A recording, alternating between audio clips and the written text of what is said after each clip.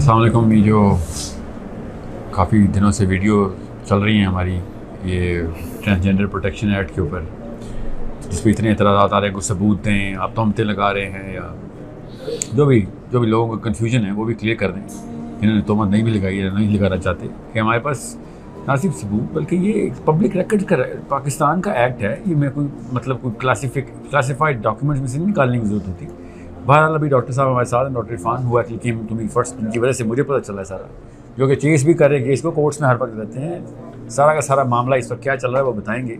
I don't want मैं खुद नहीं बताना चाह रहा हूँ कुछ भी, क्योंकि मैंने अवेयरनेस जो आपको दी है उसके पीछे टेक्निकल मामला जो है ना वो भी आपको पहले वो तो पता चल जाए आपको, फिर करते हैं इसके ऊपर बात। तो डॉक्टर साहब ये शुरू से इस तरह पहले से मैं आपको क्वेश्चन करता हूँ ताकि आप उनको बताएं कि दो आदमी आपस में शादी कर सकते हैं, इसके पीछे पाकिस्तान ने ऐसा इस एक्ट में ऐसा क्या लिख दिया?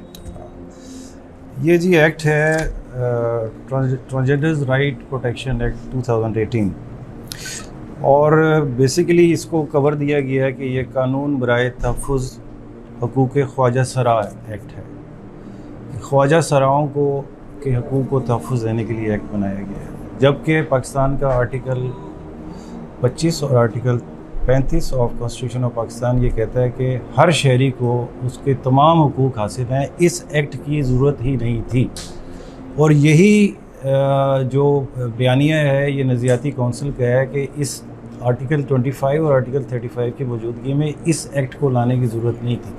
अब इस एक्ट को क्यों लाया गया? क्योंकि इसके अंदर बेसिकली एक छोटी सी डेफिनेशन को चेंज करके कवर दिया गया है कि किस तरह से ट्रांसजेंडर्स जो रियल ट्रांसजेंडर्स हैं उनके साथ साथ गेज़, लेस्बियंस और बाइसेक्सुअल्स जो कि LGBT का एक्चुअली मफ़हूम है, उनको किस तरह इसमें शामिल किया जाए, और हुकूमत पाकिस्तान नादरा के ज़रिए उनको एक एक्स कैटेगरी का कार्ड दे दे ताकि ये लीगलाइज हो जाए कि ये शख्स जो बायोलॉजिकली तो ट्रांसजेंडर नहीं है, बायोलॉजिकली तो मुखन्नस नहीं है, मगर वो लोग जो बने हुए हैं जो गेज़ या लेस्बियंस की शक्ल में एक्टिव हैं, अनफॉर्चुनेटली इस वक्त हमारी कम्युनिटी में बहुत सारे लोग ऐसे हैं, छुप के बहुत लोग काम कर रहे हैं, मगर इस कानून के ज़रिए उसको एक लीगल कवर दे दिया गया। उसकी मैं आपको बताता हूँ, इसकी जो सेक्शन 2N है वो ये कहती है, जेंडर आइडेंटिटी की बात करती है। Gender identity means a person's inner most and individual sense of self as male, female और अ ब्लेंड ऑफ बोथ, यानी कि उसकी अंदरूनी महसूसात। उर्दू में अगर आप इसको समझें, ये इसका उर्दू में तर्जुमा आपको पढ़ के बता देता हूँ। इसी कानून का उर्दू ये तर्जुमा है कि ख्वाजा सरा की शनाख्त को कैसे तस्लीम किया जाएगा। एक ख्वाजा सरा शख्स को इस कानून की रूह से अपनी मर्ज़ी के मुताबिक मुतय्यन सिल्फ़ी शनाख्त के मुताबिक तस्लीम किया जाएगा, यानी वो खुद डिसाइड करेगा कि उसके अंदर ये फीलिंग्स आ गई हैं। वेरिफिकेशन कैसे जी, और उसकी वेरिफिकेशन जो है उसके लिए कोई एक्सटर्नल अथॉरिटी नहीं रखी गई। वेरिफिकेशन भी वो खुद ही करेगा, अनाउंस भी वो खुद ही करेगा। सिंपली वो जाके नादरा के दफ्तर में उस डेस्क के ऊपर जाके बताएगा कि जी मेरे अंदर ये फीलिंग आ गई है, सुबह में उठा था, मेरे अंदर ये फीलिंग आ गई है कि मैं फेमिनिस्ट फील कर रहा हूँ, तो मुझे जो है वो फीमेल डिक्लेयर किया जाए।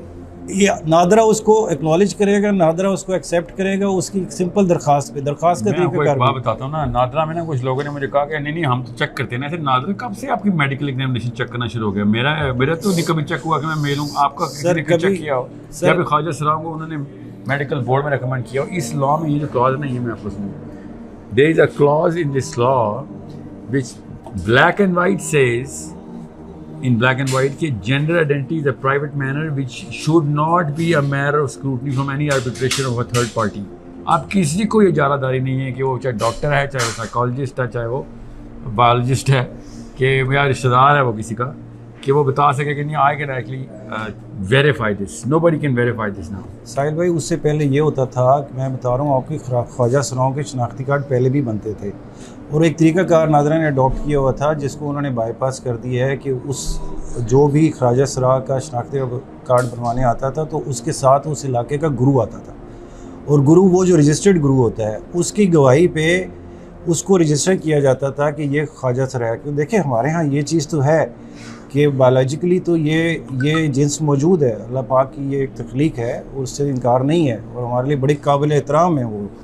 मगर ये इस कानून के ज़रिए कि भाई उसको मेडिकल से ना गुजारा जाए, वो अपनी खुद शनाख्त करके बता दे। यानी आज अगर वो मेल फीलिंग्स के साथ है तो 4 महीने बाद वो फीमेल फीलिंग्स के साथ जाएगा, तो NADRA is bound to register them again with a change gender. ये है इसमें चीज़, और इस चीज़ को लोगों को समझना है। इसको आप वो अनाउंस वो कर देना कौन सा एक्ट है जी। ये देखें, registered number M302L7446 transgenders rights protection act 2018। इसकी आप L7646 इसकी आप सेक्शंस 2 की डिटेल पढ़ लीजिए और 3 की डिटेल्स पढ़ लीजिए। उसमें जो इन्होंने जेंडर आइडेंटिटी की डेफिनेशन चेंज की है और जो क्वालिफिकेशन रखी है कि कोई एक्स कैटेगरी का कार्ड बनवाने के लिए वो क्या कर सकता है, तो he just has to appear before the NADRA desk and submit an affidavit कि जी मेरे अंदर फीलिंग्स चेंज हो गई हैं, मैं अपने आप को औरत फील कर रहा हूँ। अब देखिए उसका मुकाबली जायज़ा लेते हैं कि इंडिया में बिल्कुल इसी साल ये कानून जो है वो राइज किया गया है, और इंडिया का कानून क्या कहता है ये भी आपको इंडिया की वेबसाइट पे आप जाइएगा, ट्रांसजेंडर एक्ट 2016 इंडिया। उसमें इन्होंने बाकायदा एक मेडिकल बोर्ड की शर्त रखी है कि किसी को ट्रांसजेंडर अनाउंस करने से पहले उसका मेडिकल बोर्ड होगा, और इनकी सेक्शन 20 ये कहती है, उसका 2 part, the district steering committee referred to in sub section 1 shell compromise. यानी कि जो मेडिकल बोर्ड होगा उसमें कौन कौन होगा? The chief medical officer, the district social welfare officer, a psychologist और a psychiatrist, a representative of transgender community and an officer of an appropriate government to be nominated by the। यानी कि medical board की authorisation के बगैर India में कोई शख्स अपने आप को ट्रांसजेंडर डिक्लेयर नहीं कर सकता। अनफॉर्चुनेटली पाकिस्तान में ये कानून बना के इख्तियार दे दिया गया है कि मेडिकल बोर्ड की कोई हैसियत नहीं है, सिर्फ आप अपनी self perceived identity, self perceived एक सेंस कि जी मेरे अंदर ये फीलिंग आ गई। और एक्चुअली यही फिनोमेना है, गेज या लेस्बियंस जो हैं वो यही कहते हैं कि जी हमारे अंदर फीलिंग है, बल्कि वो डबल स्पिरिट का भी कॉन्सेप्ट है कि हमारे अंदर 2 रूहें हैं। जिस्म तो हमारा जो है वो मर्द वाला है, मगर हमारे अंदर फीलिंग्स औरत वाली है।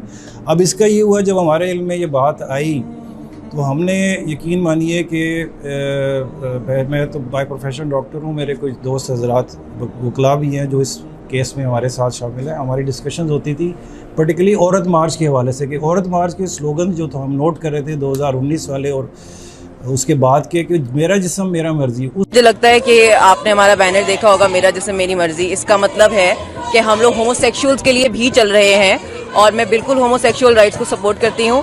और जो भी इंसान है अगर वो किसी और को नुकसान नहीं पहुँचा रहा तो उसको पूरा हक है कि वो अपनी ज़िंदगी अपने मुताबिक जिए, और जो उसको खुश करता है वो करे। एज ए मुस्लिम आपको लगता है कि आप जो बात कर रही हैं उससे आप सुनने वाले एग्री करेंगे? हमारा काम है आपका पैगाम लोगों तक पहुंचाना, लेकिन होमोसेक्सुअलिटी को भी अगर आप प्रमोट कर रही हैं, अगर आप उसको सपोर्ट कर रही हैं, तो फिर बुराई ज़िंदगी में ज़माने में कभी ख़त्म हो सकती है? मुझे नहीं लगता कि होमोसेक्सुअलिटी एक बुराई है, और मुझे नहीं लगता है कि ये ज़माने के लिए बुरा है। मुझे लगता है मिसोजिनी बुरी है, मुझे लगता है औरतों के ऊपर तशद्दुद बुरी है, मुझे लगता है 2 मर्दों का प्यार करना बिल्कुल बुरा नहीं है।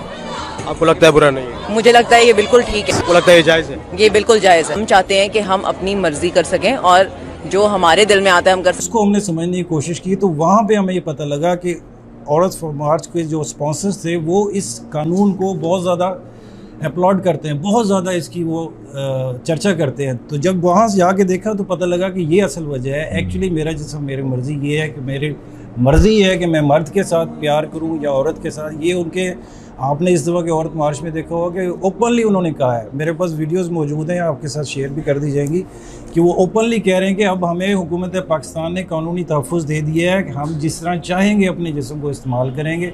ये एक्चुअली औरत मार्च फिनोमेना था जिसके अंदर से ये निकला है, और ये कानून अब उनको प्रोटेक्शन दे रहा है। कितने हज़ार शनाख्ती कार्ड एक्स कैटेगरी के इशू हो चुके हैं उन लोगों को जो कि बायोलॉजिकली नहीं है मुखन्नस या खुसरा या ट्रांसजेंडर, मगर वो खुद बने हुए हैं और उनको एक कवर मिल गया।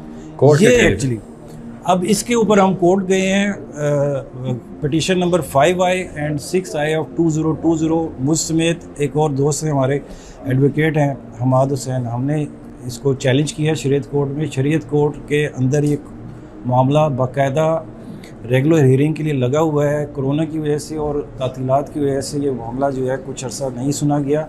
कोर्ट ने हुकूमत पाकिस्तान को, रेलेवेंट मिनिस्ट्रीज़ को, ministry of law and justice को, मिनिस्ट्री ऑफ ह्यूमन राइट्स को और तमाम स्टेक होल्डर्स, जो मिनिस्ट्री ने एक कमेटी बनाई हुई है ट्रांसजेंडर्स राइट्स प्रोटेक्शन एक्ट के तहत, उसके सरबराह को भी बुलाया हुआ है। और ट्रांसजेंडर कम्यूनिटी जो है, इवन उनमें वो लोग भी जो कि इनको गेज और लेस्बियंस को रिप्रेजेंट करते हैं, उनको भी बुलाया हुआ है। और नेक्स्ट हियरिंग जो है इसकी 27 अक्टूबर को है। और यहाँ मैं एक बात का जिक्र करना बहुत ज़रूरी समझता हूँ कि अनफॉर्चुनेटली हमें इस मामले में पूरे पाकिस्तान से, हमने तमाम उलमा कराम से, जितने बड़े बड़े नाम हैं, हमने रब्ता किया, मगर किसी ने हमारी बात को नहीं समझा। अल्लाह जज़ा दे साहिल भाई को और औरिया मकबूल जान साहब को कि उन्होंने हमारी बात को समझा, इन्होंने इस मामले को पब्लिक किया, इस मामले की हसासियत को समझें कि ये हमारी नस्लों को क्या चीज़ दी जा रही है। और unfortunately under the nose of the government ये काम हो रहा है और गवर्नमेंट इसको शरीयत कोर्ट के अंदर पूरा तहफ़्फ़ुज़ देने की कोशिश करी कि किसी तरह ये कानून जो है ये इसी तरह कायम रहे और इसके जो बैड इफ़ेक्ट्स होंगे सोसाइटी पे, हमारी फैमिली लाइफ पे, हमारा स्ट्रक्चर हिल के रह जाएगा अगर खुदा न खास्ता LGBT का ये एजेंडा हमारे मुल्क में नाफिज हो गया। इसलिए मेरी आप लोगों से भी दरख्वास्त है कि इस चीज़ को लोगों तक पहुँचाएँ और हुकूमत वक्त पे एक दबाव डालें कि इसको खुदारा इस कानून को जो है वो कलअदम करार दे। शरीयत कोर्ट भी अपना किरदार अदा करे, नज़रियाती कौंसिल भी अपना किरदार अदा करे, उलमा कराम भी, और साहिल भाई जैसे मोहतरम मोटिवेशनल स्पीकर्स जिन्होंने हमारा साथ दिया है, मैं इनका बड़ा मशकूर हूँ। ये एक कलेक्टिव एफर्ट है, उसके बगैर हम इस फितने से निजात नहीं पा सकते। और ये जो शरिया कौंसिल से मुझे कॉल आ रही है ना कि आप सबूत दें, तो थोड़ा सा वो जो सबूत वो मांग रहे हैं, मैं वो कह रहे हैं ऐसा लॉ कौन सा है जिसमें आपने ये टेंडर, मैं जी ये लॉ का मैंने बता दिया, आपको वो सबूत मिल गया तो जी ये लॉ है। और ये बल्कि ये मैं रिक्वेस्ट करूँगा कि इस वीडियो के साथ जो शरिया ये नज़रियाती कौंसिल का जो जवाब है और हमारा जो सवालनामा था वो भी आप स्लाइड पे चला दीजिएगा ताकि लोगों को क्लैरिटी हो जाए कि वो इतने बाखबर नहीं है, उन्हें सब पता है कि ये कानून पास हुआ है। और जो LGBT वाले ग्रुप्स हैं वो ये कहते हैं कि जी ये कानून पास हुआ है क्योंकि नज़रियाती कौंसिल ने इसको पास किया है, वो ये क्लेम करते हैं। और हमारे पास वो रिटर्न सबूत भी मौजूद है जो कि इस वीडियो के साथ उसको टैग कर दी जाएगी, आप देख लीजिएगा कि everybody is aware of the evil which is coming, बल्कि मैं कहूँगा they have been a part of the evil unfortunately. Thank you very much. दीन की बात फैलाना सदक़े जारिया है। सवाब की नीयत से वीडियो को शेयर जरूर कीजिए। जज़ाकल्लाह।